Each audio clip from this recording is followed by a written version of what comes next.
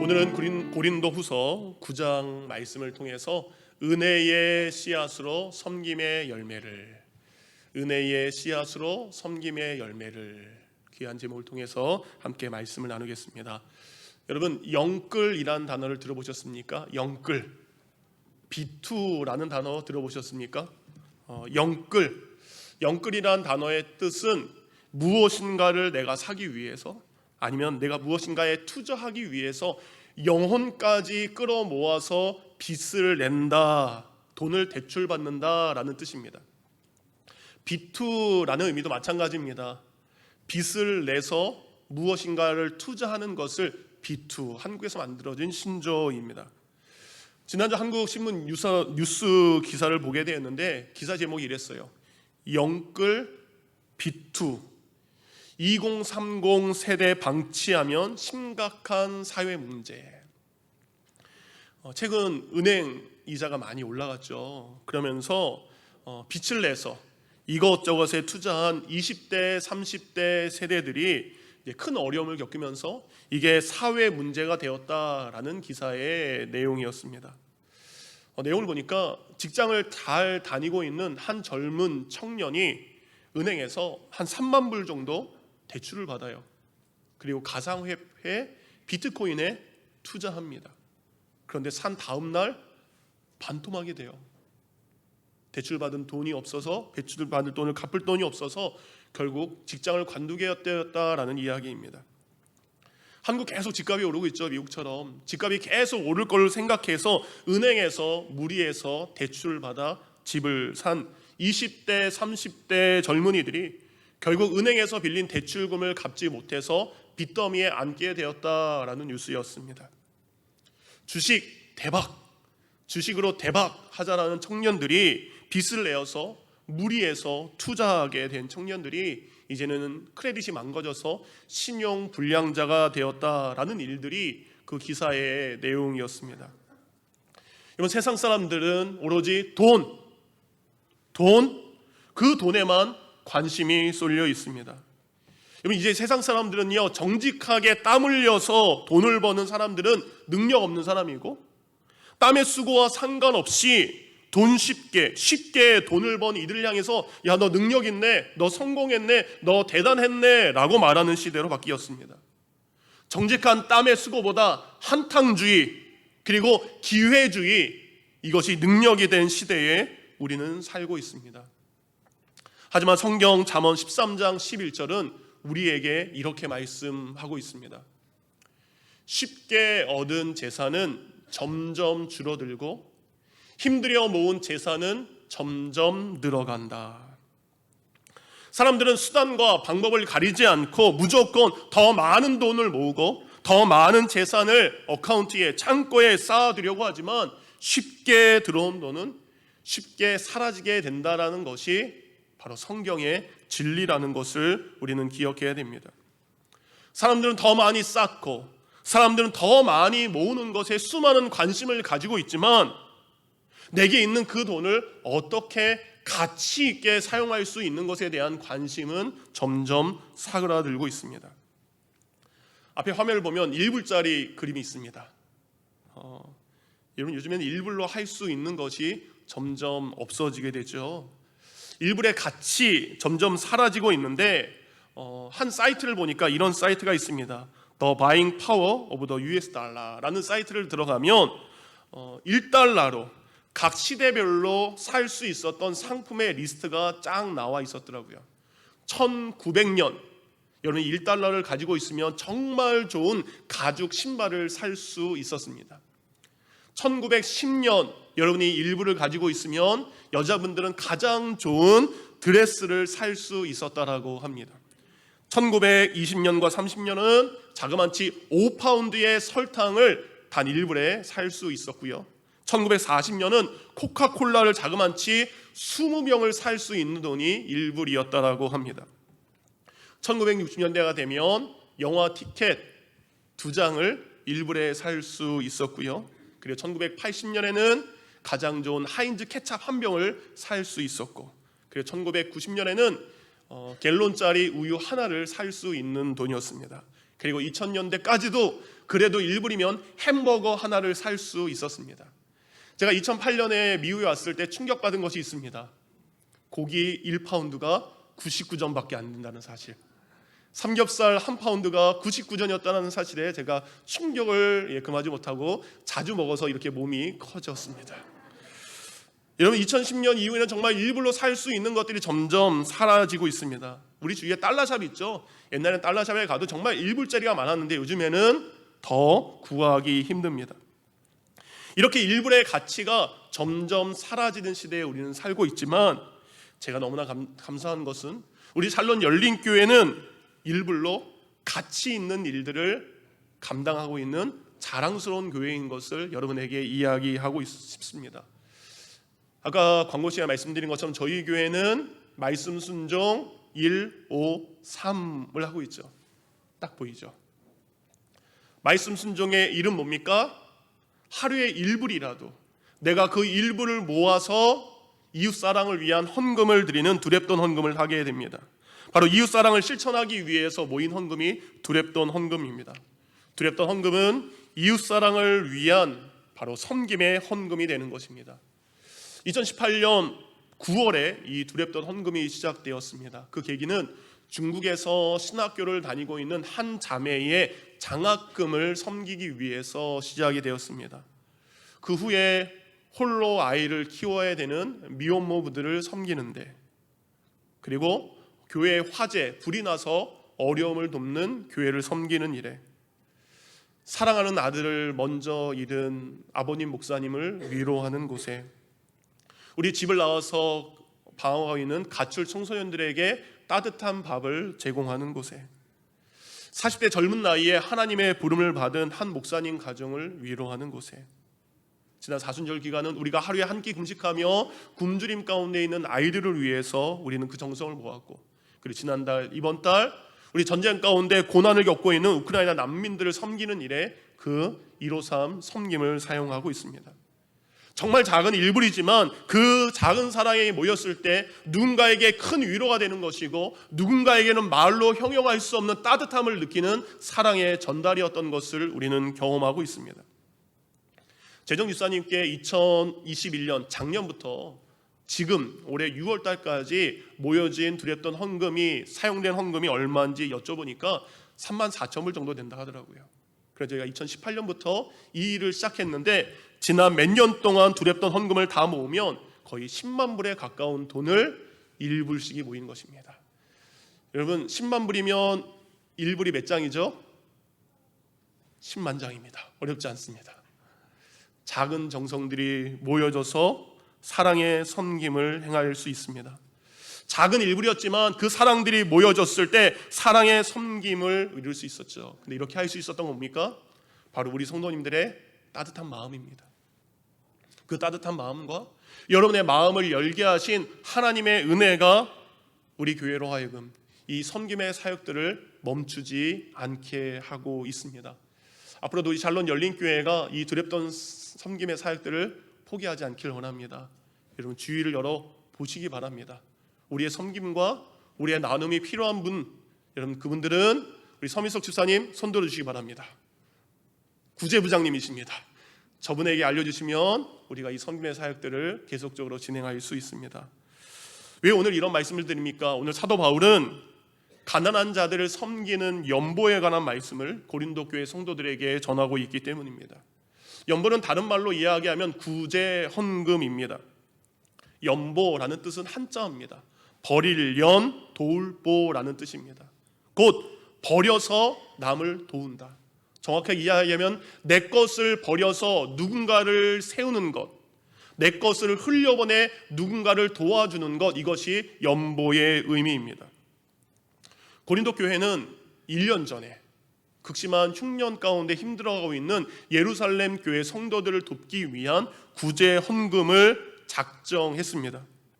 고린도 교회는 마게도냐에 있는, 유럽에 있는 그 어느 교회보다 이 일을 위해서 구제 헌금 사역을 가장 먼저 시작했습니다. 그리고 이 일은 사도 바울이 등 떠밀어서 시킨 것이 아니라 고린도 교회 성도들이 자원하는 마음으로 우리가 예루살렘 교회 성도들을 돕시다 라는 자원하는 마음으로 시작이 되었습니다. 고린도 교회 이런 섬김은 바로 사도 바울의 자랑거리이기도 했습니다. 그런데 여러분, 이런 열심을 가지고 섬김의 사역들을 잘 해왔던 고린도 교회에 사탄이 보낸 거짓 교사가 들어가게 됩니다. 거짓 교사들은 잘못된 가르침을 성도들에게 이해하게 합니다. 그리고 고린도 교회를 사랑한 사도 바울의 리더십을 흔들게 됩니다. 바로 이 일을 통해서 섬김의 사역들이 갑자기 중단되는 안타까운 일이 고린도 교회에 생기게 됩니다. 그런 고린도 교회를 안타까운 마음으로 바라보는 사도 바울은 다시 한번 그들에게 사랑의 편지를 보냅니다.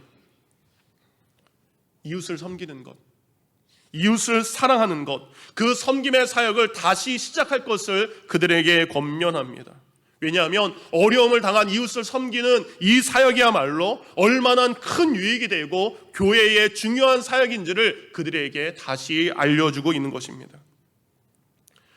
바울은 자신의 것을 내어줌으로 다른 사람을 섬기는 이 섬김의 사역을 오늘 본문을 보니까 씨앗을 심는 비유로 고린도 교회 성도들에게 전하고 있습니다. 10절 본문입니다. 심는 자에게 씨와 먹을 양식을 주시는 이가 너희 심는 것을 주사 풍성하게 하시고 너희 의의 열매를 더하게 하시리니. 우리 농사짓는 어르신들은 이 씨앗의 비밀을 알고 있습니다. 씨앗을 심는다라는 것은 후에 있을 큰 소망을 기대하면서 심는 것입니다. 씨앗을 심는 것은 버리는 것이지만, 지금은 당장 손해보는 것 같지만 그것은 포기하는 것이 아니라 그 씨앗을 통해 더 큰 소망을 얻기 위함입니다.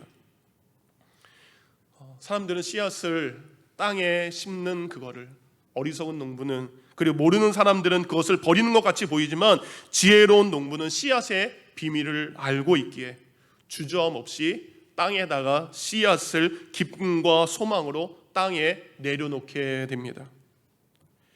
여러분, 지금 당장 배고픔, 그것을 해결하기 위해서 이 씨앗을 먹는 사람은 후에 아무런 열매도 맺을 수 없습니다. 배고파서 그 씨앗을 먹으면 소망이 없는 것입니다. 하지만 너무 배고파요. 지금 너무 힘든 상황에도 불구하고, 그럼에도 불구하고 땅에 씨앗을 심는 사람은 반드시 풍성한 열매를 얻을 수 있게 됩니다. 섬김이란 것은 바로 이 사랑의 열매를 얻기 위해 씨앗을 심는 것을 의미하는 것입니다.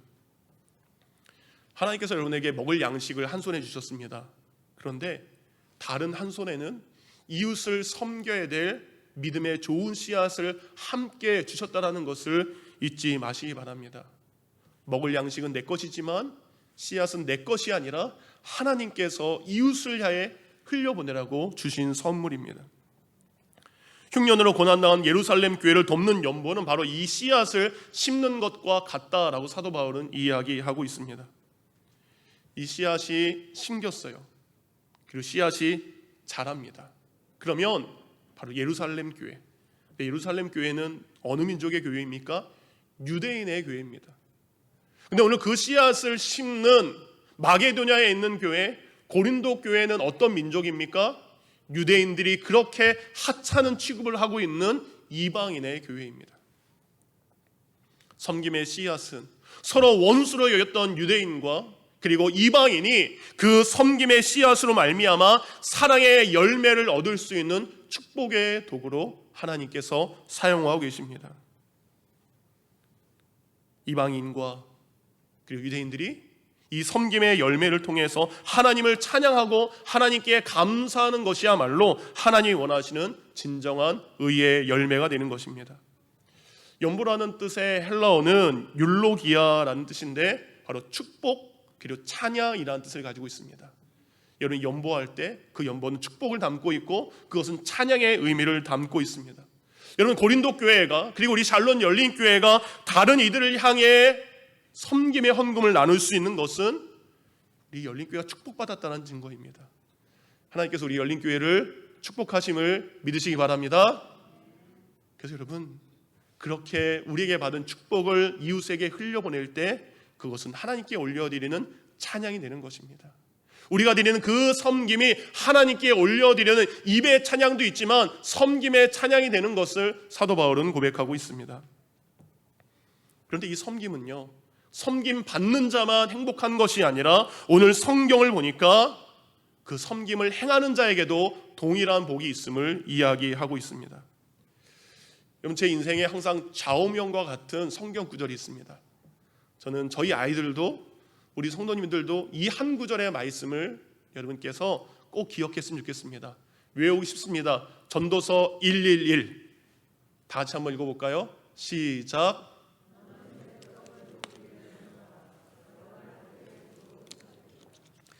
한 번 더 읽을까요? 시작. 너는 내 떡을 물 위에 던져라. 여러 날 후에 도로 찾으리라. 아멘. 지금 당장 내 입에 넣을 떡도 부족한데 그 흐르는 물에 떡을 던지는 것은 세상 사람들이 보기에 어리석은 행동입니다. 낭비하는 겁니다. 나도 지금 힘든데 내가 누구를 돕고 누구를 섬깁니까? 내 성경이 의미하는 떡을 흐르는 물에 던져라 라는 말은 나누고 베풀고 섬겨라. 그렇게 나누고 베풀고 섬기면 없어지는 것이 아니라 반드시 하나님께서 여러 날 후에 도로 찾게 하신다라는 축복의 말씀, 약속의 말씀입니다. 여러분 손에 있는 그 떡, 물론 내가 먹어도 되는 떡이지만 또 다른 한 손에 있는 그 떡은 필요한 사람들에게 흘려보내라고 여러분 손에 주신 하나님의 선물입니다. 여러분, 하나님께 받은 그 사랑을 내 손에 가만히 있으면 썩게 됩니다.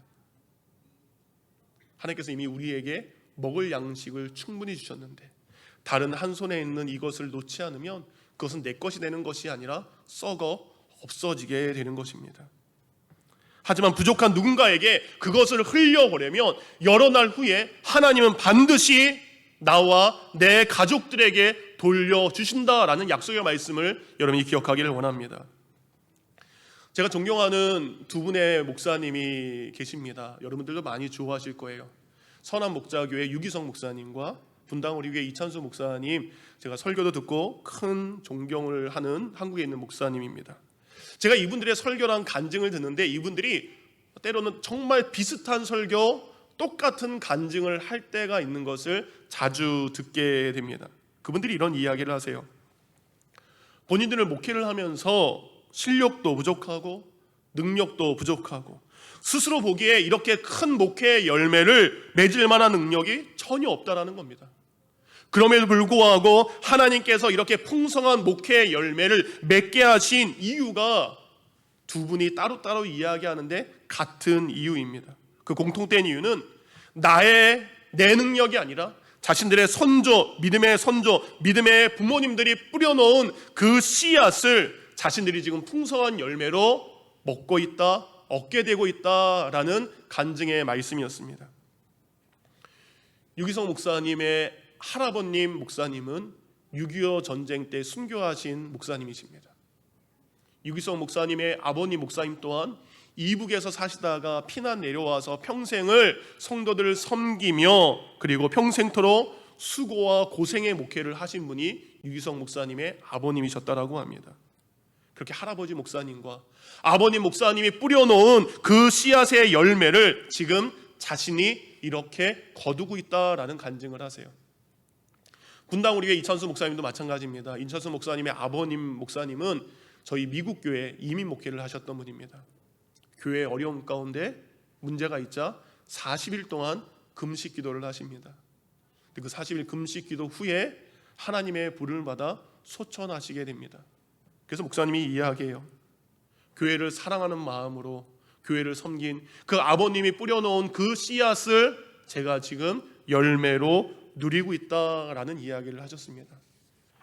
흐르는 물에 떡을 던지면 여러 날 후에 반드시 도로 찾는 것처럼 여러분이 주신 은혜의 씨앗을 섬김의 열매로 이웃들에게 나눠준다면 하나님께서는 여러 날 후에 반드시 여러분과 여러분 자녀들에게 거두게 하실 줄 믿습니다. 아멘.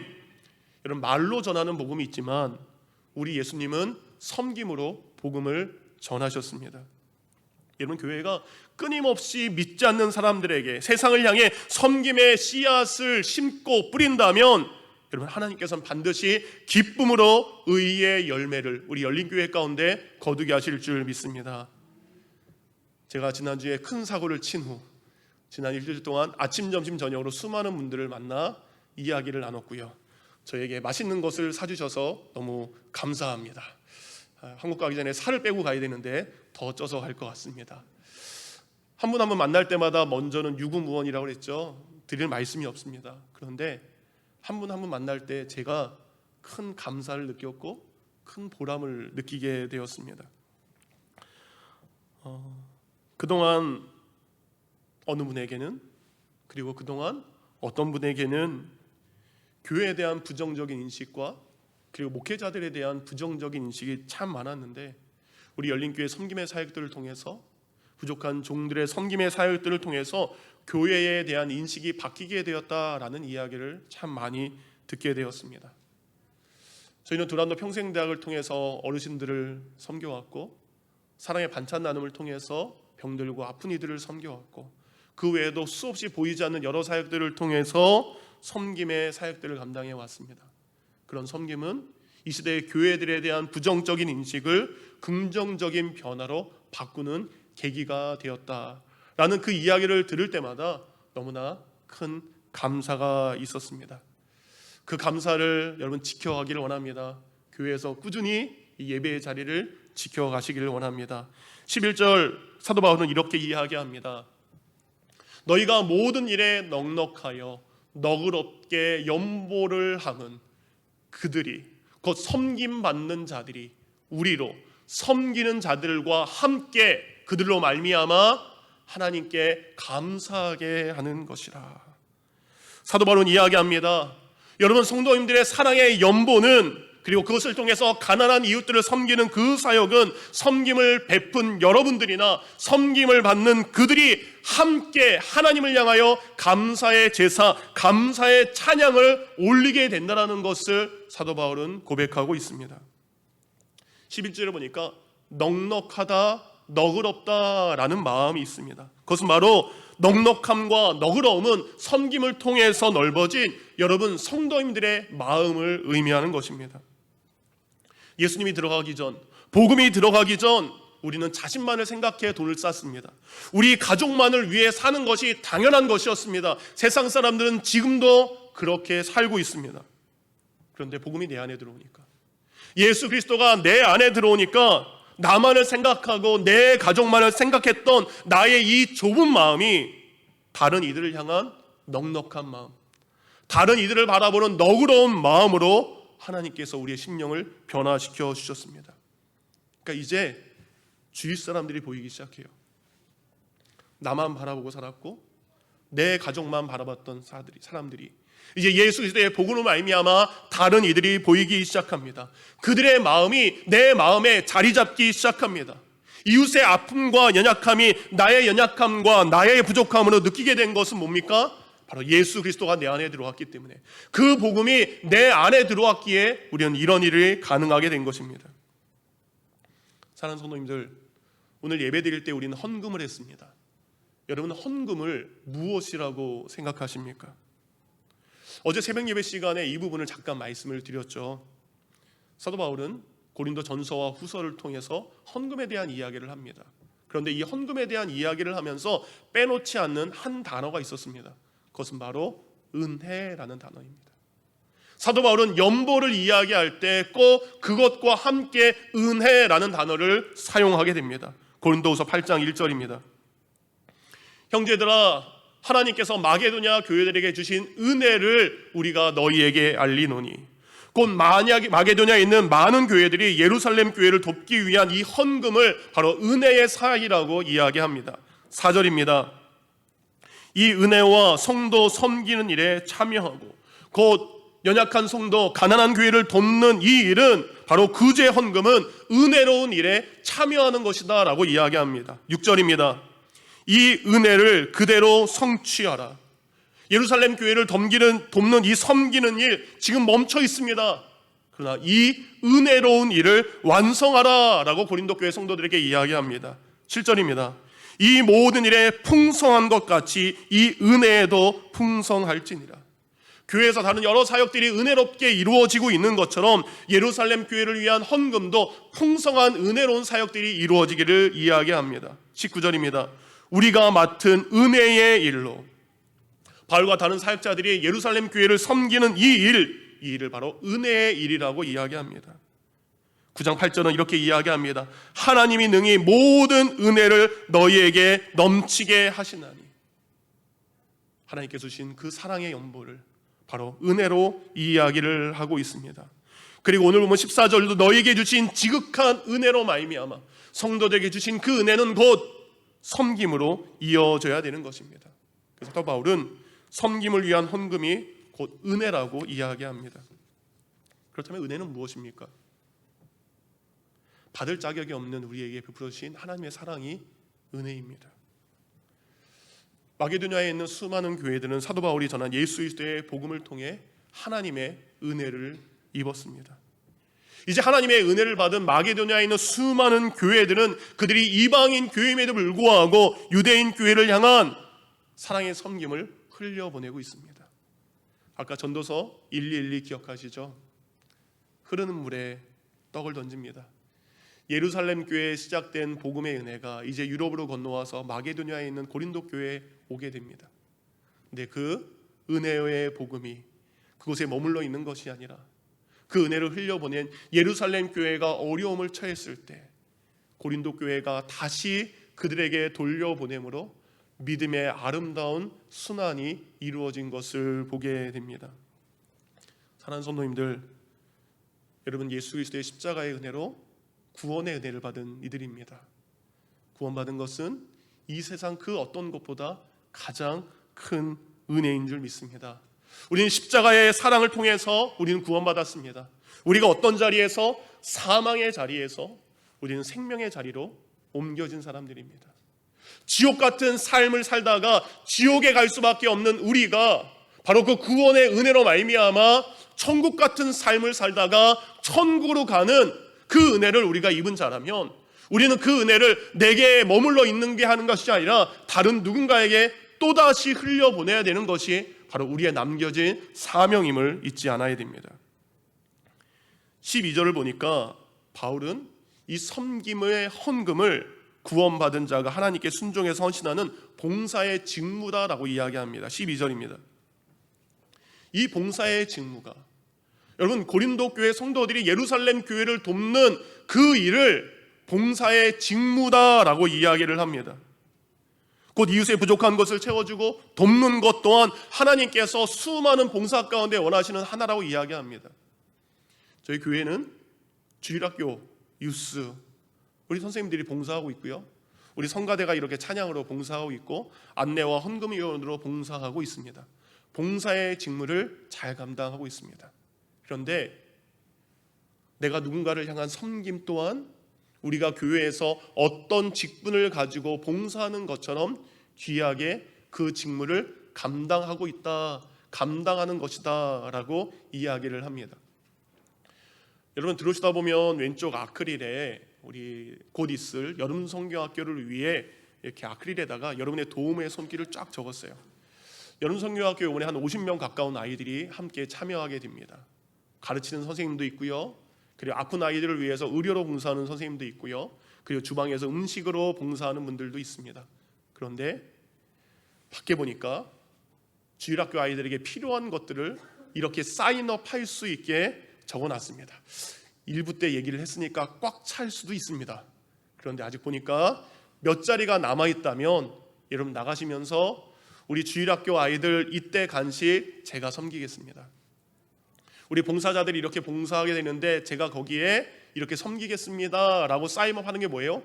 그것도 봉사의 한 부분이요, 섬김의 한 부분인 줄 믿습니다. 여러분, 나가시다가 혹시 거기에 남아있는 것이 있다면, 그게 눈에 들어온다면 누가 하라고 주신 겁니까? 여러분에게 주신 사인인 줄 믿습니다. 제가 오늘 교회를 나가기 전에 거기에 있는 모든 것이 빈칸 없이 꽉 채워지기를 간절하게 소망하는 마음으로 쳐다보도록 하겠습니다. 여러분, 아멘을 안 하시네요. 바울은 이야기합니다. 우리가 신앙생활을 하면서 하게 되는 이 섬김과 나눔은 선택이 아니라 믿는다면 해야 될 필수라고 이야기합니다. 저희 교회가 침례식인데 어느 교회에서 침례식이 있었습니다. 이제 예수님을 믿게 된 사람들이 순서에 따라서 침례를 쭉 받고 있는데 한 신사분이 이제 침례를 받아야 되는데 그분이 침례탕으로 안 들어오는 거예요. 주저주저 하고 있는 거예요. 그래서 침례를 인도하고 있는 목사님께서 빨리 들어오시죠. 왜 안 들어오고 계십니까? 라고 이야기하는데 그분이 이런 이야기를 합니다. 목사님, 제가 깜빡하고 제 주머니에 지갑이 있는 것을 몰랐습니다. 그래서 지갑을 가져왔는데 이 지갑을 어디다 놔야 되는지, 누구에게 맡겨야 되는지 그렇게 하고 있습니다 라는 이야기를 했다라고 합니다. 그때 침례탕에 있던 목사님이 그분 신사분에게 이런 말을 이야기했다라고 합니다. 당신과 함께 당신의 지갑도 함께 침례를 받아야 됩니다. 지갑을 가지고 들어오시기 바랍니다. 침례는 뭡니까? 물속에 들어갔다가 나오는 거죠. 물속에 들어간다는 것은 나의 옛사람이 죽는 것이고, 물속에서 나온다는 것은 예수 그리스도의 부활을 믿는 자로서 새 사람으로 살게 된다는 겁니다. 오늘 풍요로운 삶 성경 공부 옛사람 이거 여러분 하게 됩니다. 자세하게 이때 나오시면 될 것 같고요. 나의 옛사람이 죽고 내가 새 사람이 되었다면, 옛사람은 나만을 위해 나의 지갑을 사용했습니다. 그런데 이제 내가 부활을 믿는 새 사람이 되었다면 나의 이 지갑이 하나님을 위해, 이웃을 위한 섬김으로 변화되어야 되는 것을 의미합니다. 여러분, 감리교회 창시자였던 요한 예술래 목사님은 이런 이야기를 합니다. 나는 지갑이 회심하지 않은 사람의 회심은 믿지 않는다. 다시 한번 읽어드립니다. 나는 지갑이 회심하지 않은 사람의 회심은 믿지 않는다. 맞습니다, 여러분. 누군가가 예수 그리스도를 믿고 구원받았다면 그 사람의 돈의 쓰임새를 보면 그 사람의 믿음이 어떠한지 우리는 볼 수 있다라는 겁니다. 13절 이렇게 이야기하고 있습니다. 이 직무의 증거를 통해 그들은 여러분이 그리스도의 복음을 고백하고 순종한다는 것과 그들에게나 다른 모든 사람에 대한 여러분의 넉넉한 헌금으로 인해 하나님께 영광을 돌리게 될 것입니다. 어떤 사람이 여러분을 찾아왔습니다. 예수 믿으세요? 예수 그리스도의 복음을 여러분이 순종하며 살고 있습니까? 그분이 여러분에게 이야기해요. 그 증거를 보여주시기 바랍니다. 예수 믿는 증거 보여주세요. 여러분이 그리스도의 복음을 순종하고 있다는 증거를 보여주세요라고 하면 여러분은 어떤 증거를 이야기하겠습니까? 내가 예수 믿는 사람입니다. 말로 하시겠습니까? 오늘 사도 바울은 이야기합니다. 당신이 그 복음에 순종해서 이웃을 섬기는 그 모습, 그 행함이 당신이 그리스도 예수의 복음을 순종하고 있다는 증거가 되는 것입니다. 내가 복음에 순종하는 자라는 것, 그것은 바로 나의 이 복음을 통해 이웃을 섬긴, 그리고 그것을 통해서 하나님께 영광 올려드리는 것, 이것이 진정한 구원받은 자의 삶의 열매입니다. 그렇게 구원의 증거는 입술이 아니라 행함과 섬김에 있음을 우리는 잊지 않아야 됩니다. 섬김과 이웃을 위한 헌금은 바로 예수 그리스도를 믿는 증거요, 동시에 복음에 순종하는 증명이 되는 것입니다. 근데 여러분 오해하지 않으면 좋겠습니다. 조 목사가 갈 때가 되니까 헌금 설교한다. 그게 아닙니다. 하나님은 많고 적음을 보지 않으십니다. 여러분, 두렵던 헌금에 대해서 여러분에게 설교했던 거 기억나시죠? 하나님의 성전에 부자는 그 풍성한 가운데 많은 헌금을 했습니다. 근데 홀로 살아가는 한 여인 과부는 그 가난한 중에 가장 작은 동전이었던 동전 2개, 2렙돈만을 드리게 됩니다. 예수님은 부자가 한 그 많은 헌금보다 홀로 살아가는 그 여인이 진실된 마음으로 드린 2렙돈 헌금을 더 귀한 헌금이라고 우리 예수님은 칭찬했다라는 겁니다. 말씀을 정리합니다. 19세기 말 이제 겨우 복음의 문이 조선 땅에 열리게 됩니다. 그리고 그 조선에 교회가 세워지게 됩니다. 근데 놀라운 것은 여러분, 그 조선의 교회가 공식적으로 다른 나라의 해외 선교사님을 파송한 것이 언제인지 아십니까? 1912년이라고 합니다. 1912년은 조선이 일본에게 주권을 빼앗긴 지 2년밖에 되지 않은 암울한 시대입니다. 그런데 그때 조선의 교회는 바로 중국 산동성의 박태로, 김영군, 사병순 세 분의 선교사님을 이듬해인 1913년에 선교사로 파송하기로 결의하게 됩니다. 나라의 주권을 강제로 빼앗긴 백성들입니다. 복음이 들어온 지 채 30년도 되지 않았음에도 불구하고 미약하고 지극히 연약하고 가난한 조선교회임에도 불구하고 그들은 다른 나라에 선교사님을 파송하기로 결의한 것입니다. 나라를 빼앗긴 조선의 교회와 교인들은 내 코가 석자인데 무슨 중국 선교냐라고 이야기하지 않습니다. 이 소문이 전국에 퍼지자 가난한 조선교회 성도들은 자신들의 헌금을 지게꾼에게 부탁해서 그 선교사님들에게 전달하게 됩니다. 이것은 여러분 세계 선교 역사상 가장 유례를 찾아보기 힘든 일이라고 합니다. 30년도 되지 않은 교회가 생긴 지 얼마 되지 않은 그곳에 바로 또 다른 선교사를 파송할 수 있었던 것은 바로 조선교회에 주신 큰 은혜인 줄 믿습니다. 이뿐만이 아니죠. 1945년 해방의 기쁨도 잠시 1950년 남과 북이 갈라져 서로 전쟁을 하는 아픔을 겪게 됩니다. 3년 반간의 아픈 전쟁 끝에 휴전 상태에 들어가게 되는데 그때의 남한은 전쟁 후 폐허 후 이제는 다시 일으켜야 되는 그때입니다. 모든 것이 무너져 있는 그때에 한국교회는 자신들만 바라보지 않습니다. 1956년 최찬영, 김순일 선교사님 두 분을 태국 선교사로 파송하게 됩니다. 당시 선교사로 부름받은 최찬영 선교사는 미국 유학을 준비하고 있는 엘리트 젊은 청년이었고요. 그의 갓 결혼한 부인은 김광명 선교사는 부산 복음병원에서 의사로 일하던 사람들이었습니다. 가장 촉망받는 두 사람이 지금의 조선도 힘들지만 더 어려운 나라에 가서 복음을 증거하게 됩니다. 당시 지구상에서 가장 가난한 나라 조선, 폐허가 된 한국교회, 이런 그런들이 그 교회가 이런 일을 시작할 수 있었던 것은 하나님의 은혜가 아니고는 설명할 수 없습니다. 그런데 여러분, 그때 그분들이 심어놓았던 이 은혜의 씨앗이 한국교회의 부흥의 열매로, 섬김의 열매로 우리가 누릴 수 있게 된 것입니다. 그렇게 한국교회가 성장할 수 있었던 것은 조선교회가 그리고 전쟁 가운데 힘들었던 그 교회가 자신들만 바라본 것이 아니라 그 복음의 은혜를 흘려보냈기에 우리가 그 풍성한 열매를 얻을 수 있게 되었습니다. 가장 연약한 자라 할지라도 가장 가난한 자 할지라도 그들에게 은혜가 임했을 때는 그들은 최선을 다해 자신이 할 수 있는 섬김과 그리고 헌신의 일을 주저하지 않습니다. 내가 예수 그리스도를 믿음에도 불구하고 내가 그 크신 사랑과 은혜를 믿음에도 불구하고 내 삶에 이웃을 향한 사랑과 이웃을 향한 헌신과 사랑을 잊어버리고 있다면 우리는 정말 진지하게 우리의 믿음을 돌아보며 하나님 앞에 회개해야 됩니다. 믿는다면 이웃을 섬겨야 됩니다. 구원받았다면 그 은혜를 이웃들과 나눠야 하는 것입니다.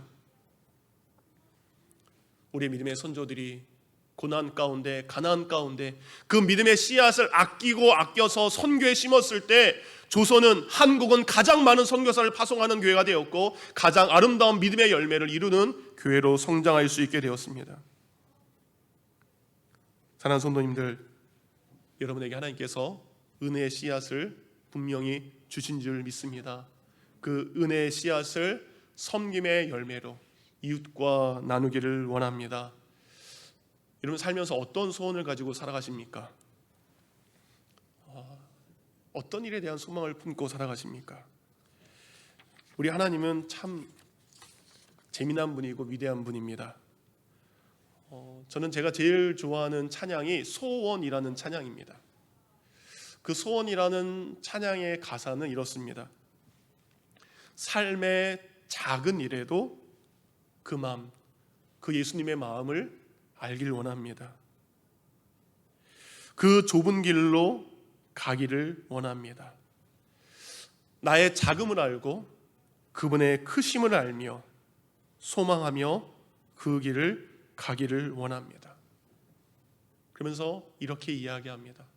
저 높이 솟은 산이 되기보다 여기 오름직한 동산이 되는 삶을 살고 싶습니다.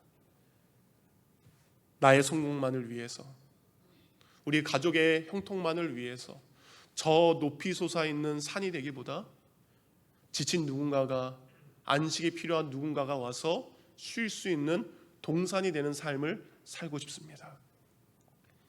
내 가는 길, 내 가족들만 가는 길만 비추는 삶이 아니라 다른 누군가의 길을 비춰주는 삶을 살길 원합니다.